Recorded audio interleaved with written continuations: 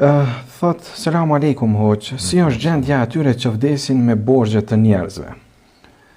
Po, bismillahirrahmanirrahim. Po dyshim se njeriu në jetën e kësaj bote her pas here përballet dhe me vështirësi të ndryshme dhe një nga vështirësitë në të cilat po përballemi edhe ne si popull, po dhe popujt e tjerë të botës, edhe muslimanët kudo që janë nëpër botë, janë edhe vështirësitë ekonomike apo kriza ekonomike me të cilën po ballafaqohemi. Dhe jo çdo herë nga dëshira njeriu hyn edhe në borxh, edhe huazon mjetë, huazon parë nga familja apo nga farefisi, nga fëmijët apo nga shokët. Mirëpo ata të cilët huazojnë, ata të cilët marrin parë borxh, duhet ta kenë parasysh një parim, një rregull, të cilën e ka mësuar pejgamberi sallallahu alaihi wasallam dhe ka thonë ai cili merr borxh me niyet, me qëllim që me kthy borxhin, Allahu i lartësuar ja mundson kthimin e borxhit. Dhe ai cili zhytet në borxhe, merr borxhe shumë dhe ka për qëllim mos me i kthy borxhet, Allahu nuk ja mundson me i kthy borxhet. Që do të thotë, ai ka me vdek i zhytur në borxhe. Andaj si është gjendja atyre? Gjendja është e dhimbshme, gjendja është e rëndë, është gjendje vështirë për ata që vdesin duke pas borxh njerëzve, qofshin borxhet morale, qofshin borxhet materiale. Borxhet materiale ndoshta është edhe më lehtë me i la, me i krye, sepse familjarët munden me i la borxhin për antarin e tyre të familjes që ka vdekur me borxhe.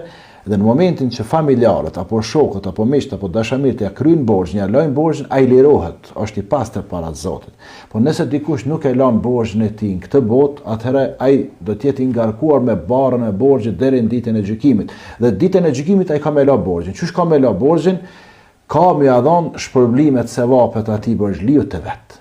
Po nëse ky nuk ka sevape shpërblime, atëherë atij borxhliut të vet ka me ia marrë gjunahet. E që do të thotë atëherë shumë vështirë me i la borxhet.